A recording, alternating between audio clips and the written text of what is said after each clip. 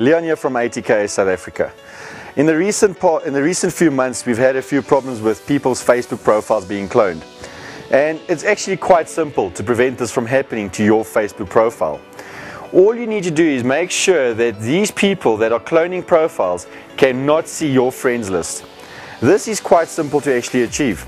All you need to do is go to your Facebook profile, go into it to where your friends are, click on Edit Settings, go to Privacy Settings, and from there simply select Only Me, where it shows who can see my Facebook friends.